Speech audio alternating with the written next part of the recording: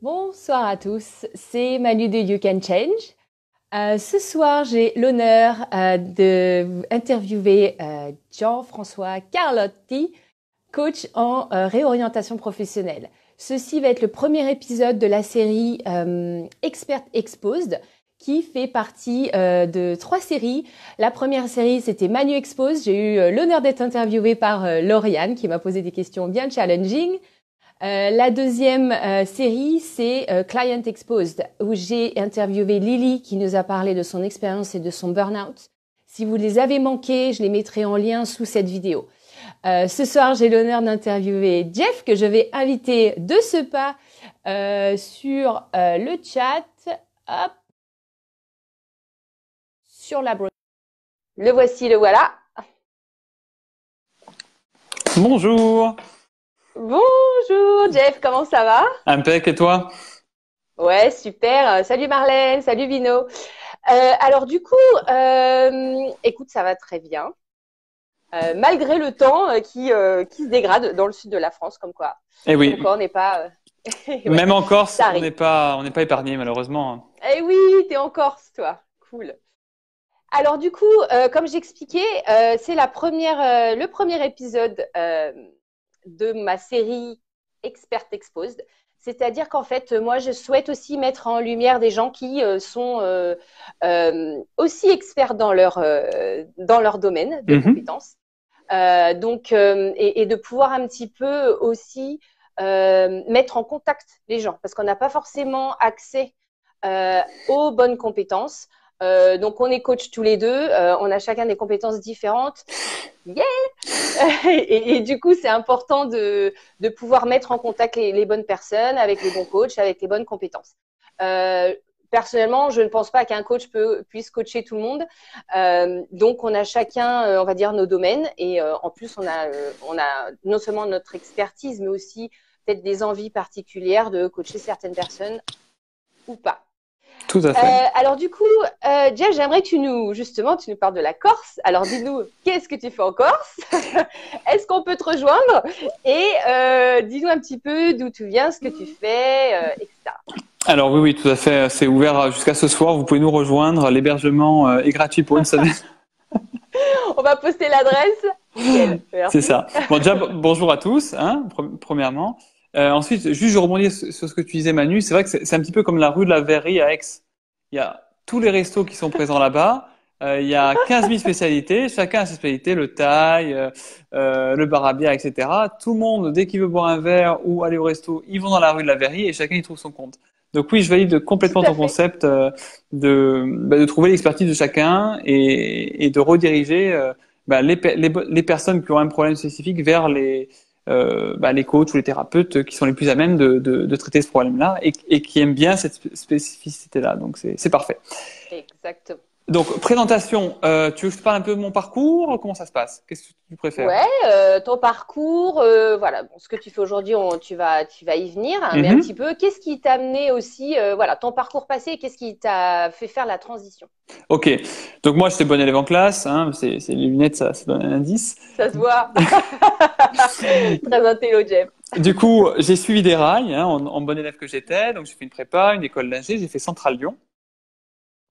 Donc bon, sur le CV ça claque parce que elle fait partie du top 10 des écoles d'ingénieurs en France, donc ça c'est cool. Ouais.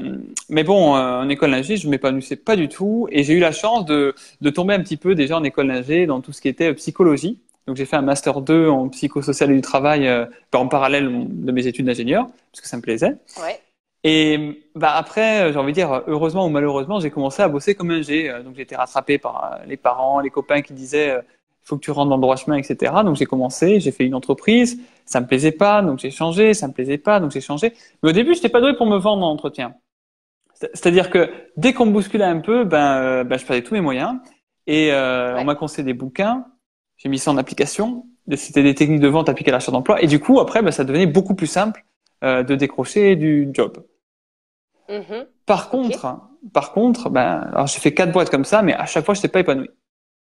Okay. Et je me disais, mais à quoi c'est dû, quoi? Et c'est là où moi-même je me suis fait coacher. Ouais. Et ça m'a permis de prendre conscience qu'en fait l'ingénierie ça me correspondait pas du tout, mais j'étais beaucoup plus dans le marketing et la communication. Et du coup, bah, je me suis dit, bon, voilà, bah, j'ai appris à m'orienter, j'ai appris à me vendre en entretien. Bah, maintenant, ce qui fait sens pour moi, après avoir dépassé toutes ces difficultés, mais mon Dieu, ça me paraissait le bout du monde, je me suis dit, mais j'ai envie d'aider, enfin, ça faisait sens pour moi, du moins, d'aider les autres à en faire autant, quoi. D'où ma reconversion. C'est-à-dire à trouver le bon job, en fait. C'était ça? C'est ça. Alors moi, j'aide les gens, en gros, à trouver un ou plusieurs jobs qui les fait kiffer, qui leur Mhm. correspondent vraiment. Donc avec une introspection, c'est un peu comme un bilan de compétences, mais en beaucoup plus condensé. Et j'utilise vraiment des outils de PNL que tu connais un petit peu Ouais. pour aller droit au but. Et après, une fois qu'ils ont trouvé leur job, c'est comment on fait pour l'obtenir en gros. Et moi, j'utilise plein de techniques de vente, de marketing, de neuromarketing, de communication, tout ça appliqué à la recherche d'emploi pour en gros sortir Ok. du lot et montrer toute sa valeur aux recruteurs, quoi. Ok. Et du coup, donc, ok, technique de vente, etc., c'est top. Et comment ça se passe au niveau confiance en soi? Parce que je pense que ça, c'est une problématique que tous les coachs rencontrent dans leur clientèle. Mhm. Mais admettons, j'ai les bonnes techniques de vente, j'ai confiance en moi. euh, enfin, j'ai pas confiance en moi, mais j'ai les bonnes techniques et j'ai bons outils. Comment, du coup, tu les aides à passer outre ce manque de confiance, je dirais? Alors, en fait, il y a deux éléments. Moi, je suis assez, je dirais, extrême dans l'originalité parce que j'aime ça, j'aime aller à contre-courant. Donc, j'ai proposé différents niveaux donc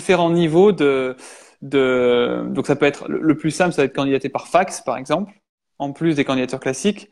Le plus extrême, Ok. c'est-à-dire que on envoie un Par colis. fax, c'est-à-dire que les fax, ça existe encore? Bah oui. Moi, dans mon ancienne boîte dans laquelle j'étais il y a 2 ans, il y avait un fax qui marchait et on l'entendait, mais dans tout l'étage. Donc, pour se faire remarquer, C'est bon, ça. il y a que ça, quoi. Ok, Et quoi d'autre? Ça, c'est un bon tuyau, ça. voilà. Envoyer un fax. Et Énorme. le tuyau le plus puissant que je connaisse pour candidater, c'est d'envoyer un colis genre 40 par 40 par 60, voire plus gros, à l'employeur, avec adressé au nom de la personne, donc à être futur manager ou au recruteur. Et dedans, vous avez une clé USB avec un CV vidéo, par exemple. Ah ouais. Donc là, c'est vraiment des techniques pour passer, enfin pour justement pas passer inaperçu, quoi. Donc, Ouais. je propose, Faut j'ai tout, oser, ceci dit. c'est ça. Mais justement, donc du coup, moi je propose plusieurs solutions, plus ou moins, je dirais, où il faut oser. Et après, les gens choisissent celles qui leur correspondent le mieux, celles avec lesquelles ils sont OK. Ok. Et si Ouais. par contre, même pour les premières, les premiers steps, ils sont pas à l'aise, ils sont pas beaucoup confiance en eux, méthode des petits pas. C'est-à-dire, je vais leur dire, ben, tu testes ça sur les entreprises où tu as aucun enjeu, genre qui t'intéresse pas, mais tu le fais pour Ouais. tester. Et tu regardes les retours que tu as. Et très souvent, il n'y a pas d'enjeu, donc qu'on reçoive des réponses positives ou pas, ça coûte rien. Mais une fois qu'on a agi, hein, Sarah Jaffer, son livre Oser mais trembler, non, Trembler mais oser, voilà, la peur disparaît. Et petit à petit, ben, à force de répétition et le fait de passer sur les entreprises à plus fort enjeu, ben, on rôde un peu la méthode. Les gens voient que ça marche, donc prennent confiance, et petit à petit, on capitalise là-dessus. Ok. Donc en fait, c'est un petit peu de tester avec des boîtes qui n'ont aucune importance pour booster. L'idée, c'est de booster ta confiance et te dire que de toute façon, qu'ils me répondent pas, que ça soit un rejet ou voilà, c'est pas important, mais au moins je l'ai fait, je me suis lancée, j'ai déjà fait une fois, deux fois, trois fois. C'est ça. Alors pour être vraiment puriste, en gros, je vais évaluer le niveau de la personne en termes du fait d'oser. On va choisir une solution qui est adaptée. On va commencer à utiliser cette solution sur des entreprises à faible enjeu. Et comme ça, par la répétition, une fois, deux fois, trois fois, on va roder la méthode et après on va s'attaquer, une fois que la personne a pris confiance, à des entreprises à plus fort enjeu. Ok. Ah, c'est hyper intéressant, c'est original. D'envoyer un colis, je trouve ça excellent. Ouais, super. Marie-Pierre aussi dit hyper original. Ça donne des idées. Cool. Excellent. Alors du coup, qui vont être, on va dire, tes clients, j'aime pas parler d'avatar, mais classiques qui viennent vers toi? Ok. Alors grosso modo, il y a deux types de personnes. Ouais. Soit ce sont les personnes pour qui il y a un flou concernant c'est quoi l'étape suivante du point de vue professionnel. Donc, Mhm. je te prends un exemple. J'ai coaché Marianne, une ancienne chef de projet en événementiel, qui dit, ben maintenant ça me plaît plus parce que ben ça fait des déchets, c'est plus en accord avec mes valeurs. Moi, je suis très écolo, etc. Elle dit, mais et qu'est-ce que je fais après, quoi?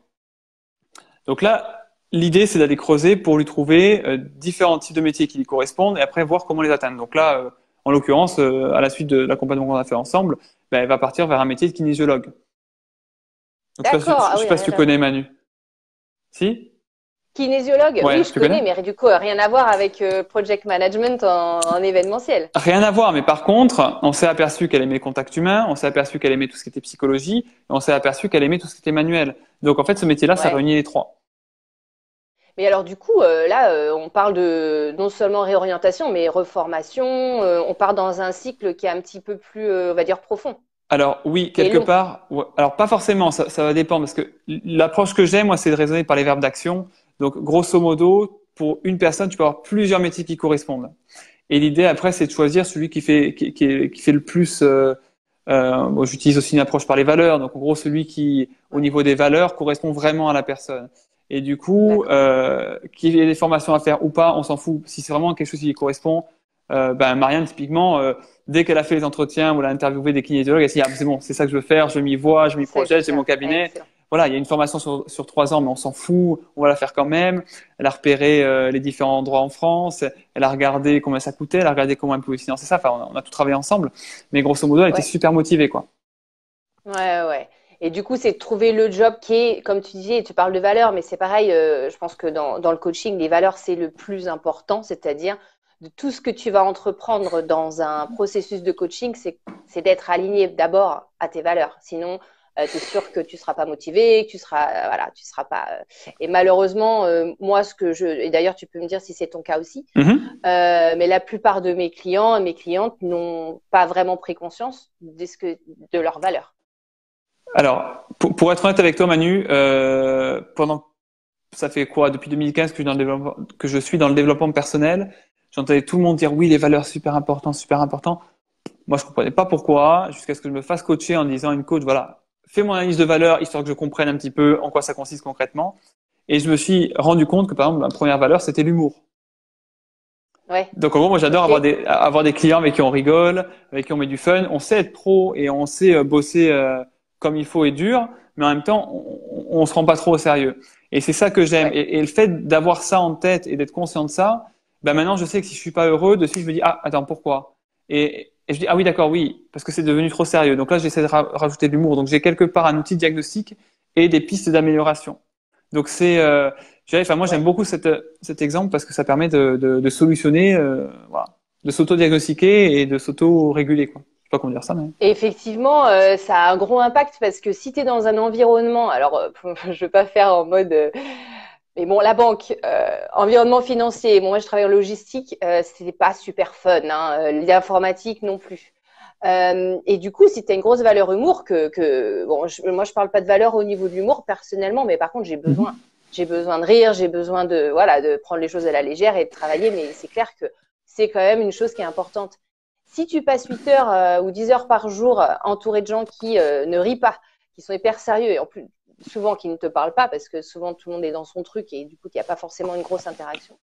Effectivement, du coup, tu peux vraiment te questionner sur est-ce que ce job il va me plaire, même si le côté faire va remplir un petit peu les critères. Alors exactement, tu vas voir donc les tâches, donc les verbes d'action, mais aussi autour, donc on a parlé des valeurs, mais aussi entre les deux, moi je place l'environnement de travail idéal pour toi. Ok, Tu vois typiquement là j'ai coaché aujourd'hui une jeune fille qui s'appelle Célia. Et Célia me disait, bah quand je me concentre, je travaille vraiment à fond. Par contre, j'ai besoin de déconner après avec les collègues. Donc, elle sait pertinemment que si demain elle est dans un environnement où les collègues ils déconnent pas, ben ça va lui peser à terme, quoi. ok. Et- Et alors pour repartir sur la question de tout à l'heure, quels sont tes clients typiques? oui, Donc tu me disais voilà quelqu'un qui voilà deuxième catégorie. super. Tu tiens le fil, c'est génial, Eh, Manu. t'as vu comment Au taquet, j'écoute hein? bien? C'est top. Attention hein. Et le deuxième, le type de personnes que je kiffe accompagner sont les gens qui ont un job qui les fait kiffer. Genre, j'ai coaché par exemple cet été une jeune femme qui s'appelle Kautar qui voulait un poste d'acheteuse en cosmétique bio, donc super Ouais, précis, dans une start-up, elle veut repérer la start-up et tout. Et ouais. par contre, voilà, les gens, ils ont un objectif très précis. Par contre, ils n'ont pas forcément l'expérience ou le diplôme, Ok, ou la couleur de peau, ou tout ce que tu veux. Enfin, voilà. Tu pars pas avec gagnant à la base, c'est un peu un outsider, etc. Et c'est comment tu fais pour y arriver quand même. Et du coup, par exemple avec Kautar, elle avait un diplôme, elle avait fait la fac, elle avait fait des études de commercial, Et grosso modo, quand elle allait à l'entretien, elle se faisait rétamer. Elle me disait, moi j'en ai marre parce qu'ils me disent, mais madame, pourquoi je devrais vous prendre? Vous n'avez pas de diplôme en achat, vous n'avez pas d'expérience en achat, vous n'avez même pas fait d'école de commerce. Pourquoi je devrais vous prendre vous plutôt que quelqu'un qui a fait une école de commerce? Mhm. Et là, quand on te dit ça, enfin, tu C'est restes con, légitime quoi. comme question. Ceci dit, en France, c'est quand même beaucoup ça. Alors, je dirais légitime, oui et non, parce que c'est pas parce qu'on a fait une école de commerce que ça veut dire qu'on est bon pour le poste. Donc là, ce que je remets un peu en cause, c'est ces associations neurologiques, ces idées reçues qu'on a en France. Typiquement, parce que tu as fait telle grande école, tu vas être super bon et compétent. C'est de la connerie. Ce sont des raccourcis. Ok, je peux comprendre que Ouais. les gens pensent ça. Moi, je suis ok avec ça. Par contre, moi, j'ai envie de dire aux gens, on vous dit que l'habit, enfin, comment dire, je dis à tout le monde, mais voilà, l'adage, l'habit ne fait pas le moine. Il faut prendre conscience que c'est faux. Par contre, enfin, il faut que vous soyez conscient que c'est faux. Par contre, que la plupart des gens pensent que c'est le cas. Ouais. Et nous, on va voir justement comment faire en sorte d'éviter de tomber dans ce cliché et quoi répondre, quoi, avoir des billes. Ok. Ok. Donc tu leur donnes des billes pour qu'ils puissent justement répondre et contrecarrer ça. Voilà. Mais pour Kauta, on a fait des entretiens réseau où elle a interviewé des gens qui étaient acheteurs haut placés. Du coup, elle avait, quand elle allait à un entretien, toute la procédure de comment on sélectionne un fournisseur. Elle avait même une vision sur les achats, les tendances d'achat de cosmétiques bio à 3-5 ans. Et elle a appris des choses à la directrice de la startup dans laquelle elle bossait. Et voilà, le lendemain, elle avait Ok. sa promesse d'embauche. Ouais, c'est top. Ouais, c'est top. Et donc du coup, est-ce que tu peux nous en dire un petit peu plus sur comment tu travailles, comment ça marche un accompagnement de coaching avec toi, sur combien de temps, etc., etc. Alors, grosso modo, moi, je commence toujours par un diagnostic de 20 minutes par téléphone. C'est gratuit. Et Ok? ça, en gros, ouais. Le but, ça va être, moi, de comprendre c'est quoi la problématique de la personne. Donc, Mhm. j'ai posé plein de questions, tout ça. Donc, déjà, au final, à la fin de cet entretien, la personne, elle sait c'est quoi sa problématique. Elle a une vision claire de, parce que des fois, on a un problème, mais on sait pas trop lequel. Là, elle sait c'est quoi le problème. Et moi aussi, je sais c'est quoi le problème. Du coup, ensuite, soit je peux l'aider et je lui fais une proposition, soit je peux pas Ouais. l'aider et en gros, je la redirige. Typiquement, si demain j'ai quelqu'un qui vient me voir pour un burn-out, je te l'envoie à toi. Tu vois, on parlait tout à l'heure de réorientation, mais oui, parce que moi, ça me plaît pas de Ouais, m'occuper de ouais, ça mais oui, ouais, c'est pas et je les suis mêmes pas outils, les compétent. mêmes, Voilà. Et en Clair. plus, c'est entre les techniques de vente pour la recherche d'emploi et voilà, de redynamiser une personne pour un burn-out, ça n'a rien à voir. C'est deux métiers différents et c'est pour ça que voilà, ce partenariat, moi, je trouve qu'il est super cool. Yes. Après, j'ai oublié ce que je voulais dire. Donc diagnostic, tu Oui. fais un diagnostic au téléphone 20 minutes, ok? Ah, super, j'adore Tufi, c'est un confort, un luxe, c'est super. Attends, mais moi j'aurais pu être journaliste, tu vois? Si un jour je veux être journaliste, je t'appelle et tu me fais un On est bon. petit diagnostic, et c'est bon. Et du coup, alors en général, sur les accompagnements que je propose, ça va être assez rapide. Ça va être, par exemple, pour de l'orientation, à partir, si grosso modo le standard, ça va être du 2 fois 2 heures et c'est plié. Ok, ok. Ah, c'est bien, c'est rapide. Ah Deux oui. fois 2 heures et entre les 2 heures, il y a combien de temps? Alors en général, tu as 2 semaines avant la première séance où tu fais tout un travail d'introspection. Ok, Durant la première séance, on va venir identifier tes verbes d'action, ton environnement de travail idéal. Donc les verbes d'action, c'est là où tu prends du plaisir ou tu es compétent. Donc ton environnement de travail idéal, c'est quoi tes valeurs? De tout ça, on va avoir des idées de métier, on va tester les idées de métier, on va prioriser ça. Et après, entre la première et la seconde séance, l'idée, c'est, pour les métiers qu'on a identifiés, c'est d'aller rencontrer des gens qui font ces métiers-là. ok. C'est vraiment une enquête métier pour Voir comment voir, ils travaillent et voir vraiment de découvrir, voir si ça te plaît toujours, bah quoi. voilà, c'est Si ça. c'est vraiment pour toi. Si tu vas voir 3 kinésiologues et puis tu ressors sans plus, tu sais que c'est pas forcément quelque chose qui va te faire triper. Par contre, si tu reviens là en disant putain, waouh, j'ai pris, waouh, franchement, je prends le cas de Marianne dont je parlais tout à l'heure. Elle m'a dit, je suis rentré dans son cabinet, je m'y suis vu quoi. Je me suis vu dans Ouais, quelques années avoir un cabinet comme ça chez moi quoi. Et ouais, top. et du coup là, on va comparer, on va confronter la théorie, ce qui a priori le métier vous correspond a priori en théorie. On va le confronter à la réalité du terrain et voir si dans les faits ça vous plaît toujours autant ou pas. Tout à Voilà. fait.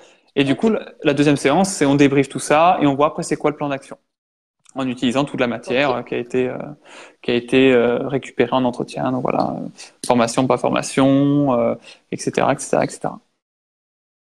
Cool. Donc ça, c'est pour l'orientation. Ouais. Super plan. Et alors, du coup, on va parler plus, on va revenir un peu sur toi. Mhm. Donc, tu nous as pas dit exactement quand est-ce que tu avais commencé ça à plein temps.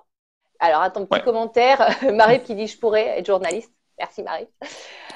Jeff est top, on bosse ensemble, il y a une telle énergie sur ça des potes. Marie-Émilie, merci pour le Oh témoignage. oui, Marie-Mini, coucou. Ah, c'est top, elle est cool. Cool, merci, merci de nous suivre, c'est top. Alors du coup, ouais, dis-nous un petit peu quand est-ce que tu as commencé ce process, on va dire à plein temps, même si c'est quand est-ce que tu as commencé, depuis quand tu es à plein temps, Ouais. et quelle a été ta plus grande problématique à toi pour démarrer? Ouh, super intéressant ça. Mon activité, hein, Ouais, pour démarrer ok. en tant qu'entrepreneur. Ok, alors, en 2015, j'ai mis les pieds dans un cours de coaching. C'est de la prise de parole, la communication. Là, j'ai commencé à mettre un doigt dedans. Après, j'ai été assistant de la coach. Enfin, je fais une formation avec elle. J'étais son assistant. J'ai commencé à donner des cours à l'IUT. À partir de 2018, je me suis lancé à temps plein sur cette activité-là. Sinon, avant, je faisais de la côté. Et Ouais. voilà. Et là, du coup, ça fait un peu plus d'un an que je suis à temps plein là-dessus. Et la plus grosse difficulté que j'ai eue au début, il y en a. Il y en a toute une liste. Ouais. Je dirais c'est trouver le fil rouge en fait.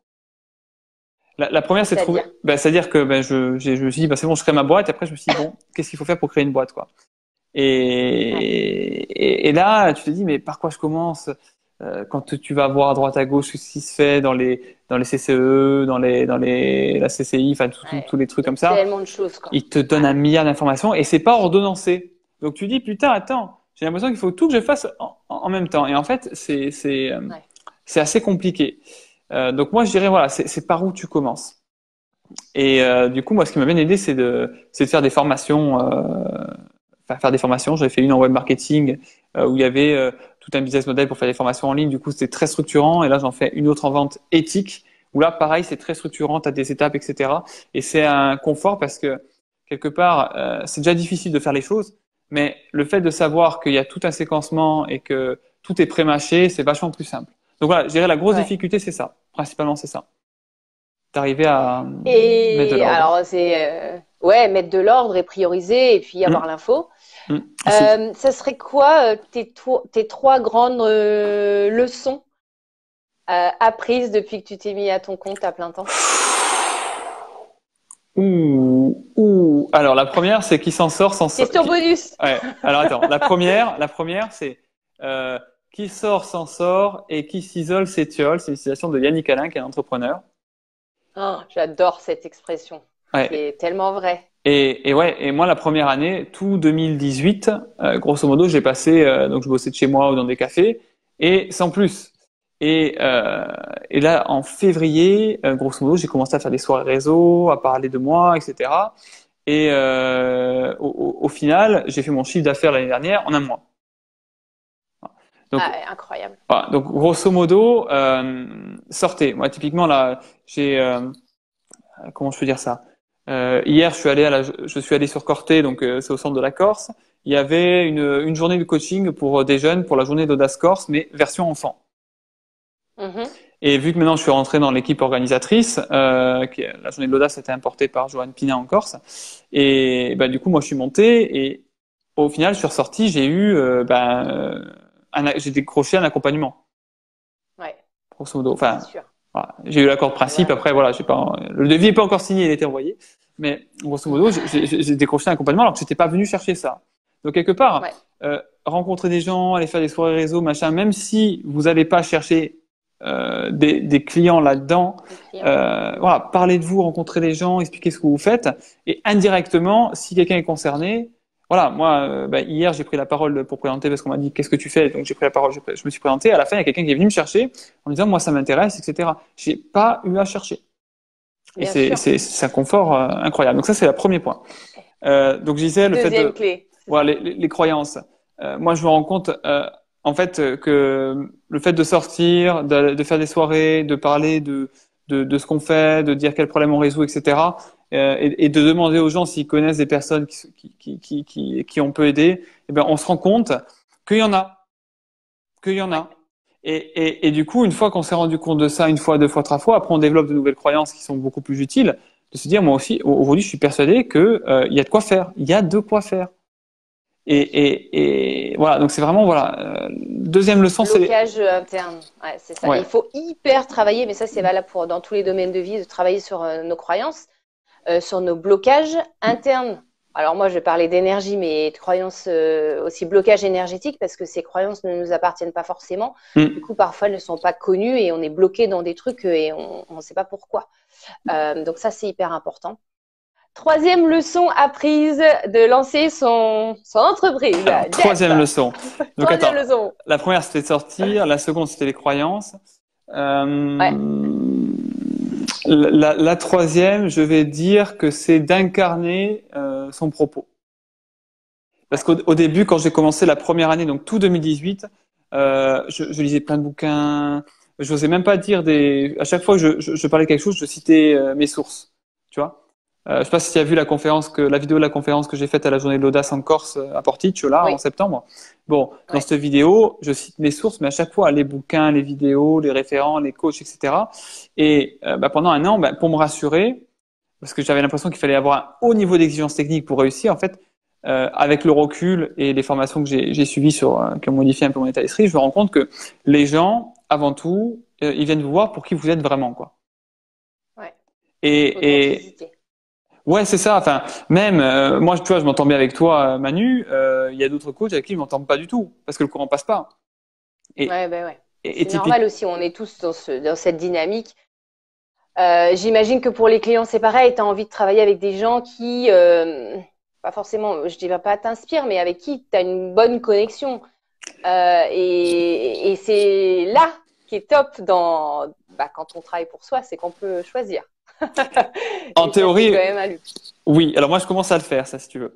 Je commence à repérer les clients avec qui, je sais que quand je suis avec eux, ils ont le sourire, on rigole, etc. Enfin, les futurs clients, on va Ouais. dire. Et les gens qui, dès que je leur partage mes idées que je pense qui sont les meilleures que je connaisse, je vois ils remettent tout en question, ils doutent de tout, etc. Mais du coup, maintenant, avant, je m'énervais parce que je n'étais pas content. Mais je dis, mais je te donne tout sur un plateau, tu veux pas? Et et Bien maintenant, sûr. je dis, écoute, ah oui, ok, écoute, si j'ai eu une personne au téléphone là ce matin et c'était ça, je lui disais, mais moi, je peux te donner des techniques de réseautage pour trouver du travail. Elle me dit, ah mais non, mais c'est pas grave, s'il faut 8 mois, il faut 8 mois, quoi. Alors, Ouais. oui, voilà, oui, en gros, c'était ça. Mais, et du coup, je dis, mais t'as pas envie de gagner 8 mois? Elle dit, non, moi, je pense que ce que tu vas m'apprendre, je vais le trouver sur Internet et dans les livres. Donc, j'ai plus qu'à faire mes recherches et puis je vais trouver. J'ai envie de dire, Bah ouais. au début, enfin, il n'y a pas d'urgence pour elle, elle va chercher de son côté, elle est OK avec ça. Au début, je m'énervais, et après, je me suis dit, en fait, non, si j'étais à sa place, je ferais pareil. Si j'avais la croyance que je peux trouver l'information Je peux le seule, faire toute seule. pourquoi Et ouais, demander de l'aide à c'est quelqu'un? sûr. Et aussi, alors c'est un peu une croyance, enfin en tout cas moi je l'ai beaucoup chez mes clientes et c'est peut-être un truc féminin du coup. Vas-y. Euh, les gens, alors les femmes aujourd'hui deviennent de plus en plus, on va dire, indépendantes, résilientes, etc., etc. Donc plus dans leur énergie masculine. Ouais, ouais. Dû à la société, dû au fait que moi j'ai travaillé en informatique, en logistique pendant longtemps, donc j'étais entourée d'hommes énormément. Il Mhm. fallait que je sois dans cette énergie masculine pour Ouais, avoir ma place. ouais. Donc, me débrouiller toute seule, voilà, avancer, etc. Bon, en plus, moi j'ai un passé qui fait que j'ai 3 frères aussi, donc j'ai un peu été éduquée là-dedans. Euh, yeah. Et du coup, on a tendance à pas demander d'aide en général. Mhm. C'est que, mais je crois que c'est valable pour les hommes aussi, et beaucoup plus pour les hommes, parce que c'est très masculin de dire je peux y arriver tout seul, je peux m'en sortir tout seul, je peux trouver l'info seul, je peux aller mieux seul, j'ai besoin de personne pour m'aider, parce que ça, c'est quand même, donc en fait, dans l'énergie masculine, c'est très ça, c'est d'être dans sa force mentale intérieure, résilience. Mhm. Mais en fait, je pense que en fait, dans nous, ce qu'on propose, c'est pendant combien de temps tu es prêt à souffrir avant de gérer ta problématique. Je pense qu'il y a un aspect temps aussi. C'est qu'il y a peut-être des gens qui ne sont pas dans l'urgence. Et à un moment, et moi je sais parce que je l'ai vécu, j'ai attendu Mhm. l'urgence avant de moi de prendre soin de moi. Et pendant longtemps, j'ai ignoré le problème et j'ai laissé couler. Voilà, j'ai géré mon truc tout seul parce que c'est une grande fille. Et du coup, quelle est ta Il y a question, pas Manu?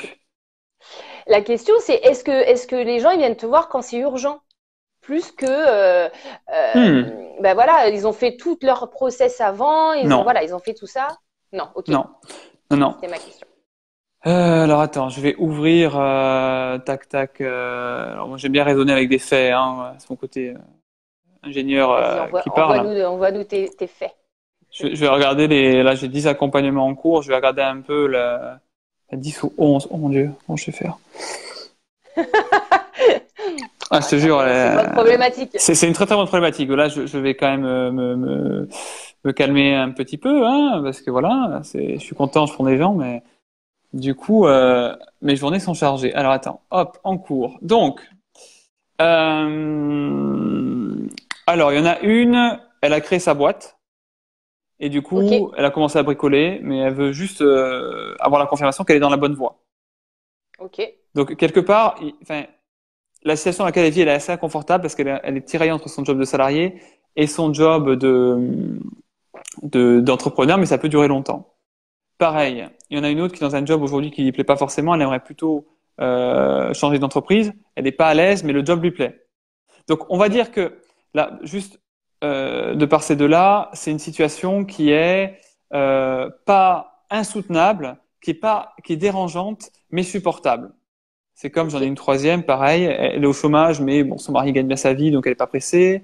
Une troisième, elle a fait une rupture conventionnelle, donc elle a le chômage, et elle a un mi-temps à côté, donc c'est pas pressé. Un qui vit chez sa mère, donc il est ok. Un qui travaille beaucoup, donc c'est pas agréable, mais il a des sous. Mhm. Une qui est pétée de thunes parce que elle fait des études pour des labos pharmaceutiques, mais du coup ça lui plaît pas ce qu'elle fait. La troisième, pareil, elle est Ouais, placardisée alors qu'elle est super intelligente. Et la dernière, ouais, elle fait un boulot dans lequel elle sent qu'elle n'a pas les moyens de faire avancer les choses comme elle voudrait. Et du coup, elle a envie de changer parce que ça commence à pas lui plaire. Donc, je dirais, des quelques-uns que je viens de parcourir, c'est plutôt leur situation aujourd'hui leur convient pas, ne leur plaît pas, mais par contre, c'est encore supportable. C'est un peu le mythe de la grenouille. mhm. Je sais pas si tu le connais, Manu. De quoi, pardon? C'est un peu le mythe de la grenouille. Je sais pas si tu le connais celui-là. Vas-y. Ah, je l'ai découvert à la PEC. En gros, c'est une grenouille qui est dans l'eau froide. Elle est super à l'aise.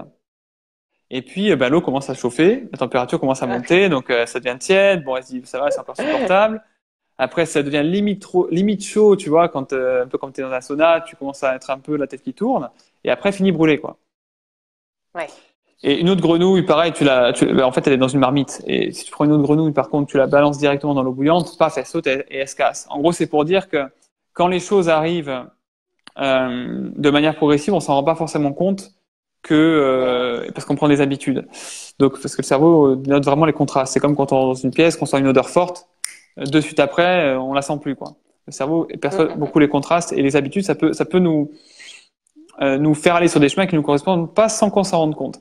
Et vraiment l'idée, c'est de repérer ça quand on commence à être dans de l'eau qui tiédit, etc., pour pas que le stress dure sur une trop longue période de temps. Parce que je vois Hardy, dans son bouquin Programmer votre réussite, il explique que le stress, de manière continue sur une trop grande période de temps, ça crée des dommages, quoi.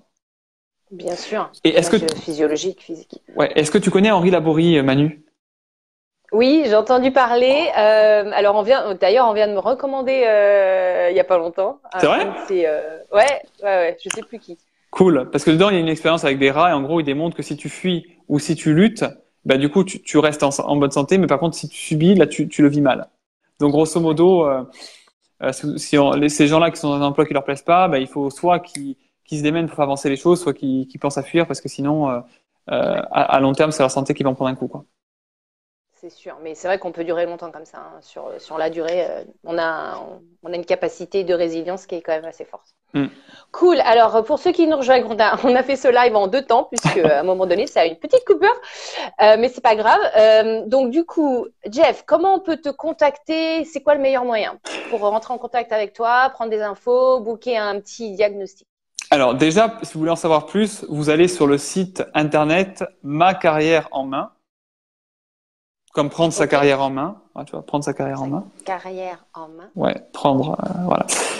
Après, si vous voulez me contacter, je vous donne mon 06. Alors, vous êtes prêts? Vous avez quoi noter? C'est bon? Vas-y, envoie. C'est le 06 86 08 58 49. Je répète, le 06 86 08 58 49. Donc, vous pouvez m'envoyer un On mail va et le dire mettre sur le commentaire Jeff en vidéo, c'est mieux. Ça sera plus parfait, simple. nickel.